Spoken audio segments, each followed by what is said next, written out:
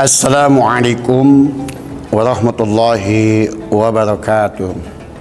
Innal hamdalillah nahmaduhu wa nasta'inuhu wa nastaghfiruh wa na'udzu billahi min shururi anfusina wa min sayyiati a'malina. May yahdihillahu fala mudilla lahu wa may yudlil fala hadiya lahu. Asyhadu an la ilaha illallah wahdahu la syarika lahu wa asyhadu anna Muhammadan abduhu wa rasuluh alladzi la nabiyya ba'd. Allahumma shalli ala Muhammad. Sahabat dakwah Muhammadiyah yang dirahmati Allah di mana saja Anda berada. Kita telah memasuki Ramadan yang keempat. Maka sudah 4 hari kita melakukan puasa dan amal ibadah, baik itu membaca Al-Quran, zikrullah, berselawat, berimpak, dan melakukan kebaikan-kebaikan dalam bulan Ramadan. Mari terus kita tingkatkan ketakwaan kita di bulan Ramadan ini. Semoga kita betul-betul menjadi orang yang bertakwa, yang takwa itu sendiri derajat yang paling mulia di sisi Allah. Sahabat dakwah Muhammadiyah yang dirahmati Allah, di mana saja Anda berada.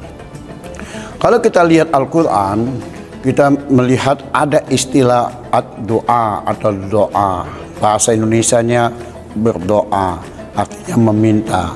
Doa di sini adalah meminta kepada Allah sebagai Khalik, sebagai yang menciptakan makhluknya, sebagai yang menciptakan manusia. Kita semua diciptakan oleh Allah. Oleh karena kita diciptakan oleh Allah, kita betul-betul membutuhkan berhajat kepada Allah. Dan kali kalau kita meminta, janganlah meminta kepada selain Allah. Hakikatnya kita hanya boleh meminta sesuatu adalah kepada Allah. Bahkan Allah sendiri menyatakan dengan tegas, ud'uni astajib lakum. Mintalah kepadaku, aku akan mengabulkannya. Tentu dengan SOP, dengan standard operating procedure. Artinya sesuai dengan kriteria, kalau mau doa itu diijabah, dikabulkan. Sahabat dakwah Muhammadiyah yang dirahmati Allah di mana saja Anda berada. Bahwa doa itu sendiri pada hakikatnya menunjukkan bahwa manusia dalam posisi yang lemah. Allah dalam posisi yang maha tinggi, maha berkuasa, maha berkehendak dan maha kaya. Dan dari sini kita bisa mengatakan bahwa manusia itu sendiri tidak memiliki apa-apa. Nah, hanya Allah lah yang memiliki sesuatu. Oleh karenanya ketika kita ada kehilangan baik jasmani maupun rohani, di jasmani kesehatan kita, jabatan kita, harta kita, maka kita mesti mengatakan inna lillahi wa inna ilaihi raji'un. Sesungguhnya kita ini milik Allah dan akan kembali kepada pemiliknya, yakni Allah. Nah, oleh karena kita tidak punya kekuasaan apa-apa, maka kita betul-betul berhajat kepada Allah. Betul-betul kita membutuhkan Allah. Dan kita, kalau kita memiliki harta, kalau kita memiliki ilmu, kalau kita memiliki sesuatu, itu adalah karena Allah lah yang memberikannya. Memberikannya dalam rangka untuk kehidupan kita di dunia, bahkan sampai di akhirat. Kalau yang diberikan Allah, amanah yang diberikan Allah itu betul-betul sesuai apa yang diperintahkan oleh Allah dan Rasulnya. Sahabat dakwah Muhammadiyah yang dirahmati Allah di mana saja Anda berada. Oleh karenanya doa itu kalau mau betul-betul diijabah oleh Allah, tentu yang pertama kita sadari bahwa kita ini hamba Allah. Kalau hamba Allah kita sangat lemah, membutuhkan atau menghajat kepada yang lebih kuat, yakni Allah. Yang kedua, kita haruslah memuji Allah. Makanya dalam berdoa kita harus memuji dulu, mengucapkan alhamdulillahirabbil alamin. Berselawat yang ketiga, wassalatu wassalamu ala asyrafil anbiya'i wal mursalin wa ala alihi washabihi ajma'in. Itu menunjukkan kenapa kita berselawat, karena di dalam Quran Allah dan para malaikatnya pun memberikan doa kepada Rasulullah SAW. Nah, kalau kita adalah berselawat untuk dalam rangka memohon kalau bahasa hadis ada syafaat. Syafaat itu artinya pertolongan yang didoakan Rasul kepada kita. Yang ketiga adalah betul-betullah kita, ya, hati kita khusyuk dan tawaduk kepada Allah dengan merendahkan diri, merendahkan hati. Yang keempat, ucapan kita jangan keras-keras karena Allah itu tidak peka. Berdoa itu dengan lemah lembut, ya, tadarru wa khasyah, artinya janganlah keras-keras. Ngapain kita keras-keras? Karena Allah itu maha mendengar. Dengan kita bersuara, jangankan bersuara yang dengan pelan, di dalam hati kita pun Allah tahu, ya. Bahkan di dalam sholat kita selalu berdoa bahwa kita mohon ampun kepada Allah. Begitu kita ruku, kita mohon ampun, sujud kita mohon ampun, ya, kita pun waktu duduk antara dua sujud mohon ampun. Kalau kita mau perkirakan sholat itu sendiri 2/3 adalah mohon ampun. Nah, doa itu terkabul apabila kita betul-betul menyadari bahwa kita banyak dosa, lalu kita mohon ampun kepada Allah. Terakhir, bahwa SOP dari doa itu adalah mestinya, ya, doa itu, ya, mengucapkan bahwa Allah itulah yang maha tinggi. Nah, itu SOP dari doa, ya, SOP dari doa bahwa kita betul-betul sadar kita dalam keadaan posisi lemah. Nah, apa saja yang membuat doa kita terkabul? Banyak dalam hadis dikemukakan doa itu terkabul, diijabahkan oleh Allah ada waktu-waktu tertentu. Waktu kapan itu? Waktu di saat kita sujud di dalam sholat. Sujud bukan sujud lahir. Kapan saja kita sujud di dalam sholat itu kita bisa, ya, memohon sesuatu kepada Allah. Pemohonannya bisa saja yang sudah diajarkan oleh, ya, Rasulullah. Subhanakallahumma wa bihamdika Allahumma firli. Kenapa Allahumma firli? Di dalam filosofi doa, kalau Allah mau memberikan sesuatu kepada hambanya, pasti diawali dengan ku ampuni dosa-dosamu, baru dikasihnya. Dikasihnya baik berkaitan tentang dunia maupun di alam akhirat. Sebagai contoh dalam surat As-Saff, surat yang ke-61 ayat 12.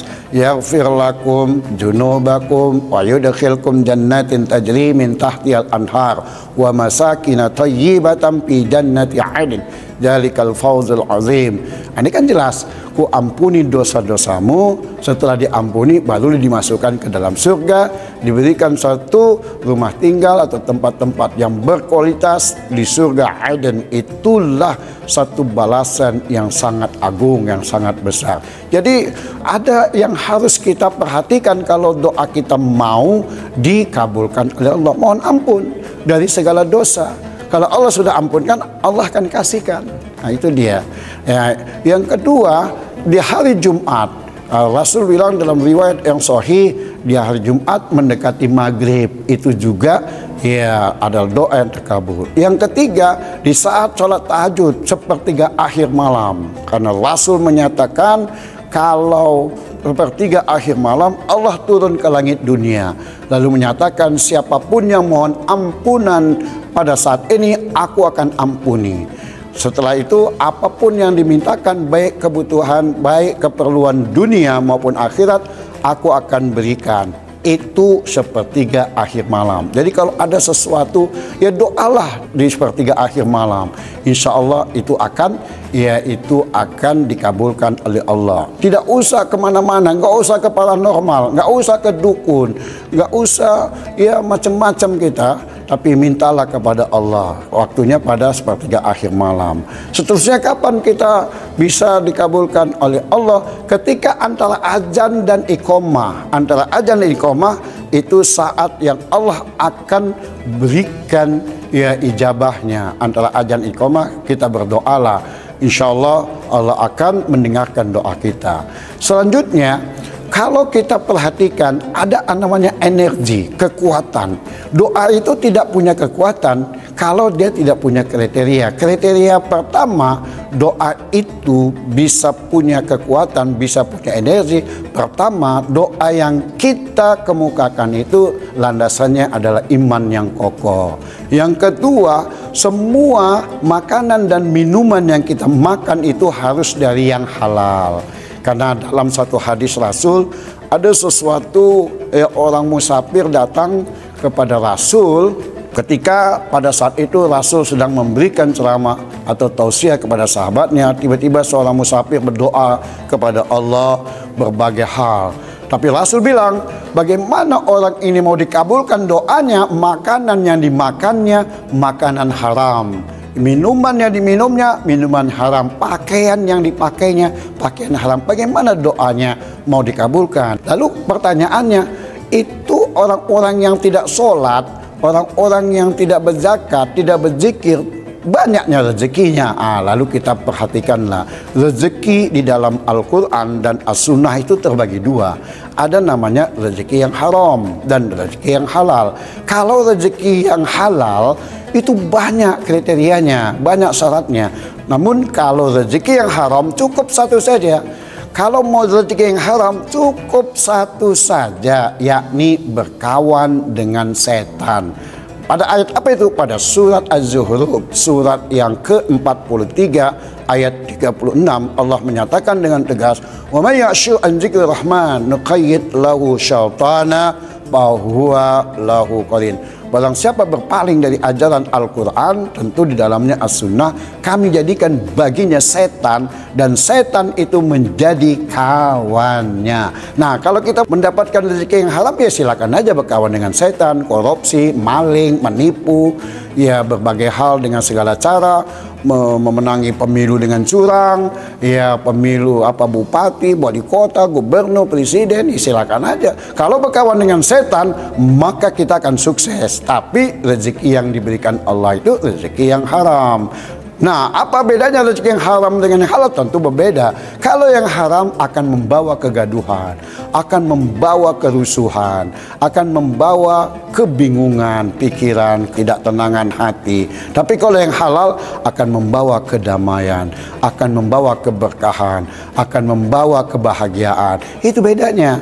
Maka doa kita bukan doa yang meminta yang haram, meminta yang halal. Semoga ya apa yang kita inginkan dengan energi doa, energi kekuatan doa, iman yang mantap, dengan semua pakaian minuman kita yang halal, serta yang kita minta pun tentu yang halal dan ditujukan kepada Allah semata, bukan yang lain. Insya Allah doa kita punya energi, kekuatan. Kalau doa kita punya energi, maka kita berharap Allah akan mengabulkannya. Nasrun minallah wa fathun qarib wa basyiril mu'minin. Fasdabiqul khairat. Billahi taufiq wal hidayah. Assalamualaikum warahmatullahi wabarakatuh.